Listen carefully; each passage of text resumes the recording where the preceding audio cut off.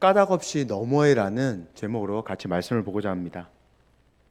욥이라는 사람은 1장에 나온 것처럼 온전하고 정직하여 하나님을 경외하며 악을 떠난 자라는 평가를 받았습니다. 이런 그에게 하나님께서 복을 주셨고 욥은 큰 부자가 되었습니다. 그러던 중에 하늘에서 회의가 열리는데요, 하나님의 아들들뿐만 아니라 사탄도 참석했습니다. 거기에서 하나님께서 욥을 칭찬하시자 사탄이 말합니다. 욥은 이유가 있어서 하나님을 경외하는 것입니다. 하나님께서 그를 부자가 되게 하셨기 때문이에요. 그의 소유물을 빼앗으면 욥은 하나님께 욕할 것입니다. 이에 하나님께서 욥의 고난을 허락하시고요, 그로 인해서 욥은 재산과 자녀들을 다 잃습니다. 하지만 사탄의 예상과 달리 욥은 하나님을 원망하지 않고 오히려 찬양하죠. 이로써 욥은 하나님을 경외하는 이유가 하나님께서 주신 복 때문이 아니라는 것을 증명했습니다. 얼마 후에 다시 하늘에서 회의가 열리는데요, 하나님께서 다시 욥을 칭찬하시면서 사탄에게 말씀하십니다. 네가 나를 까닭 없이 충동하였어도 그가 여전히 자기의 온전함을 굳게 지켰느니라. 여기에서 까닭 없이라는 단어가 나오는데요, 이 단어는 앞장인 1장에서도 나왔던 단어입니다. 1장 9절입니다. 사탄이 여호와께 대답하여 이르되 어찌 까닭 없이 하나님을 경외하리이까. 사탄은 욥의 온전함에는 세상적인 이유가 있다며 비난했지만 하나님께서는 그렇게 비난할 이유가 없다고 말씀하십니다. 우리의 삶을 한번 돌아봤으면 합니다. 하나님께 예배를 드리며 신앙생활을 열심히 하는 이유가 무엇입니까?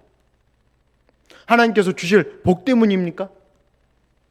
아니면 우리를 구원해 주신 하나님에 대한 감사 때문입니까? 우리의 신앙생활은 복을 얻기 위해서 하는 게 아니라 우리 같은 죄인을 사랑하사 구원하여 주신 은혜에 감사해서 하는 것입니다. 하나님께서 주실 복을 기대하지 말라는 의미가 아니고요, 그 복이 목적이 되어서는 안 된다는 것입니다. 우리 교단이 따르는 웨스트민스터 소유리 문답 첫 번째 질문은 이것입니다. 사람의 제일 되는 목적이 무엇입니까? 여러분, 그 목적이 무엇이죠? 네, 하나님을 영화롭게 하는 것과 영원토록 그를 즐거워하는 것입니다. 우리 신자들의 목적은 오직 하나님과 그분의 영광이어야 합니다. 아멘이십니까? 그 목적을 따라 살아갈 때 우리는 진정한 평안과 기쁨을 누릴 수 있습니다. 욥을 다시 칭찬하시는 하나님을 보며 사탄이 말합니다. 이제 그의 소유물이 아니라 건강을 뺏어보세요. 그러면 욥이 하나님을 향하여 욕할 것입니다. 이에 하나님께서 말씀하십니다. 우리 6절을 한번 같이 읽어보겠습니다. 6절입니다. 시작. 여호와께서 사탄에게 이르시되 내가 그를 내 손에 맡기노라. 다만 그의 생명은 해하지 말지니라. 1장에서 욥은 억울하게 가족과 재산을 잃고 간신히 버티고 있는데 2장에 와서는 그의 신체까지 어려움을 겪습니다. 7절에 나와 있는 대로 발바닥부터 정수리까지 온몸에 종기가 나게 됩니다. 하나님과 사탄은 욥이 왜 이런 고난을 겪고 있는지 알고 있습니다. 하지만 욥은 그 이유를 도저히 알 수 없었어요. 이유라도 알았으면 좋으련만 그 이유를 몰랐기 때문에 욥은 더 고통스럽고 절망스러웠을 것입니다. 그런 와중에 욥의 아내가 욥에게 카운터 펀치를 날립니다. 당신이 그래도 자기 온전함을 지키냐? 하나님을 욕하고 죽으라. 자녀 잃은 엄마의 심정이 얼마나 힘들지 가늠이 안 됩니다. 그렇지만 같은 고통을 겪고 있는, 아니 온몸에 난 종기로 인해서 더 큰 고통을 겪고 있는 남편에게 너무 심한 말인 것 같습니다. 가끔 우리는 가까이에 있는 사람들의 말 때문에 시험에 들 때가 있습니다.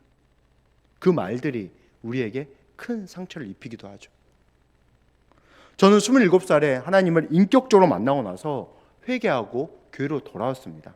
돌아온 탕자였어요. 그때부터 신앙생활을 진지하게 그리고 열심히 했습니다. 또 그때가 취업을 준비하는 때였기 때문에 공부도 열심히 했습니다. 그런데 취업하기가 너무 힘들었어요. 별 성과 없이 1년 6개월 정도의 시간이 흘렀습니다. 그러던 중에 저는 당시에는 교회를 나오시지 않던 아버지가 예수님을 믿으며 사시길 바라는 마음으로 성경책을 사서 고향에 내려갔습니다. 집에서 아버지에게 성경책을 건네줬는데요. 아버지는 성경책을 방 한쪽 구석으로 이렇게 미시면서 저에게 이렇게 말했습니다.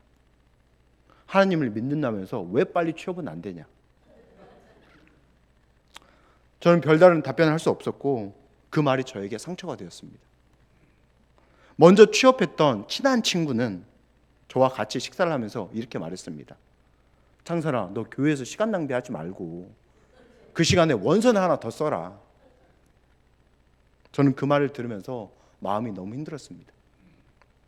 하나님은 분명히 살아계시고 나를 사랑하시는 것을 아는데 왜 취업 준비 기간이 늘어나는지 알 수가 없어서 더 힘들었습니다. 여러분, 대학 입학이나 취업 그리고 결혼을 준비하는 자녀들에게 말을 조심해 주시기 바랍니다. 자녀들을 생각해서 하는 말이라고는 하지만 그 말들도 인해서 자녀들이 큰 상처를 입고 더 방황하게 될 수도 있습니다. 자녀를 주신 하나님을 신뢰하고 하나님께서 자녀들을 선한 뜻 가운데 인도해 주실 것을 믿고 하나님께 맡기세요. 요게벳의 노래란 찬양의 가사처럼 말입니다. 너의 삶의 참 주인, 너의 참 부모이신 하나님 그 손에 너의 삶을 맡긴다. 이 찬양처럼 자녀들을 하나님께 맡기고 자녀들을 기다려 주시고요. 부족해도 사랑으로 감싸 안아 주시고 격려해 주시길 바랍니다. 하나님께서 우리들을 늘 그렇게 대해 주셨기 때문에 우리가 이 자리에 있는 건 아닌가요? 그 하나님의 기다려 주심과 오래 참으심 그리고 그 사랑을 기억하며 우리도 자녀들을 그렇게 대해 주시길 바랍니다. 욥기를 읽는 우리 성도님들에게 이런 질문이 들 수 있습니다. 하나님은 단지 사탄과의 내기 때문에 자기 판단의 정당함을 증명하기 위해서 욥이 그렇게 심한 고난을 당하게 하셔도 되는 것인가? 단지 그런 이유 때문이었다면 하나님을 공의와 사랑의 하나님이라고 말하기 힘들 것입니다. 하지만 하나님은 그저 사탄과의 내기에서 이기기 위함이 아니었어요. 하나님은 욥이 그런 과정을 통해서 하나님과 인생에 대한 깊은 이해와 통찰을 갖기를 바라셨습니다. 사람들이 일반적으로 생각하는 원리는 인과응보입니다. 여러분, 인과응보가 무엇이죠? 쉽게 말하면 뿌린 대로 거둔다는 것으로서 선한 행동에는 선한 결과가, 악한 행동에는 악한 결과가 온다는 것입니다. 하지만 성경에서는 이 인과응보의 원리가 전부가 아니라는 것을 우리에게 누누이 알려줍니다. 인과응보의 원리를 넘어서는 하나님의 크신 뜻과 섭리가 있다는 것을 우리에게 알려줍니다. 로마의 네로 황제, 도미티안 황제 때 그리스도인들은 큰 박해와 고난을 당했습니다. 예수님을 향한 신앙 고백 때문에 원형 경기장에서 사자의 밥이 되기도 했고요. 산채로 불에 태워지기도 했습니다. 수많은 사람들이 순교당했어요. 까닭 없이, 그런 처형을 당할 만한 이유 없이 끔찍한 고난을 받았습니다. 인과응보의 원리가 아니었어요.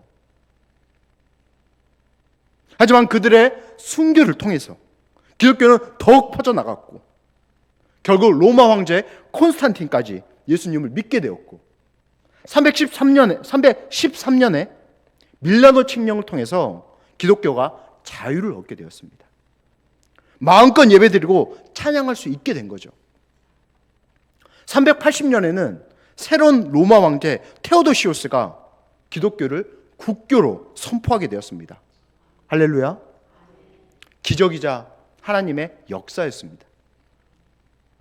앞에서 저의 취업 준비 기간이 길어져서 힘들었다고 말씀드렸는데요. 저를 더 힘들게 만들었던 게 있습니다. 그것은 하나님의 선하심에 대한 의심이었습니다. 그런 의심이 들었던 이유는 제가 신앙생활을 굉장히 열심히 했기 때문이었습니다. 의심과 신앙의 열심, 모순인 것 같죠? 제게 이런 모순적인 모습이 있었습니다. 저는 제가 신앙생활을 열심히 했기 때문에 하나님께서 저에게 복을 주셔야 한다고 생각했습니다. 그 복들 중에 하나가 취업이었고요.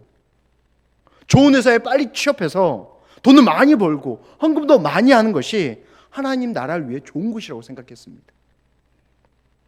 그런데 원서를 100개 이상 썼지만 다 떨어졌습니다. 저의 자존감은 바닥을 쳤고요. 대인 기피증까지 생겼습니다. 가족과 친척들은 물론 친구들 만나는 것도 꺼렸어요. 저는 신앙생활을 열심히 하는 저에게 하나님께서 왜 이런 시련을 주시는지 이해할 수 없었습니다. 그래서 많은 불평을 쏟아냈고요. 친한 친구의 말처럼 교회에서 시간 낭비하지 말고 자격증 공부를 더 하며 원서라도 하나 더 썼어야 되나? 이런 생각도 종종 들었습니다. 그런 생각과 어려운 상황 가운데서 저는 마음이 정말 힘들었어요. 그러다가 이렇게 있다가는 죽을 것 같았습니다. 그래서 한 가지 붙잡은 게 있는데요. 그것은 새벽 기도였습니다. 하나님에 대한 믿음이 충만해서 새벽에 기도하러 간 것이 아니었고요. 단지 살기 위해서 갔습니다. 그 당시에 1년에 200일 가까이 새벽 예배에 참석했던 것 같습니다. 대단한 열심이었죠. 그만큼 제가 힘들었기 때문입니다. 살려고 간 거예요. 그런데 지금은 제게 그런 시기가 있었다는 것에 대해서 하나님께 참 감사합니다. 왜냐하면 하나님께서 제게 그런 고난과 시련을 허락하셨기 때문에 저에게 맡겨진 우리 청년들의 아픔과 상처를 깊이 공감할 수 있기 때문이고요. 우리 청년들에게 좀 더 마음에 와닿게 하나님의 마음과 뜻을 전할 수 있기 때문입니다. 요즘 청년들의 취업이 정말 힘듭니다. 저 때보다도 더 힘든 것 같아요. 성도님들에게 부탁드립니다. 우리 청년들을 위해 기도 많이 해주시길 바랍니다. 청년들이 살아야 교회에 미래가 있습니다. 교회마다 주일학교가 어렵다고 하는데요. 청년들이 살고 청년부가 부흥하면 주일학교도 삽니다. 청년부 안에서 결혼하고 아이도 많이 나오면 그 아이들이 다 주일학교로 가기 때문이에요. 이것을 꼭 기억하시고 우리 청년들과 청년부를 위해서 많은 기도 부탁드립니다. 말씀을 마무리하고자 합니다. 우리가 신앙생활을 하면서도 까닭 없이 고난을 당할 때가 있습니다. 그럴 때 우리는 하나님 저에게 왜 이러세요? 라고 말하며 불평을 쏟아내기도 하죠. 하지만 우리는 그 까닭 없는 고난 너머에 하나님의 선한 뜻이 있음을 믿고 신뢰해야 됩니다. 우리의 신앙의 깊이를 더하시고 신앙의 지경을 넓히시고 이를 통해서 우리 주위에 있는 사람들을 구원하시려는 하나님의 계획일 수 있습니다. 예수님은 이 땅에 오셔서 복음을 선포하시고 몸과 마음이 아픈 이들을 치유하셨습니다. 예수님께서 하신 모든 일은 선했어요. 그럼에도 불구하고 예수님은 고난과 수치를 당하셨고요. 십자가에 못 박혀 죽으셨습니다. 인과응보의 원리가 아니었어요. 그런 고난 당할 딱 그런 까닭이 없었습니다. 하지만 예수님은 까닭 없는 고난 너머에 하나님의 사랑과 뜻이 있음을 신뢰했습니다. 그렇기 때문에 그 길을 묵묵히 걸어가셨고 이를 통해서 우리가 구원받을 수 있었습니다. 이것을 늘 기억하며 예수님만을 바라보는 우리, 고난과 어려운 가운데서도 합력하여 선을 이루실 하나님을 신뢰하는 우리, 이런 믿음을 통해 세상에서 넉넉히 승리하는 우리 모두가 되시기를 소망합니다. 아멘. 우리 오늘 말씀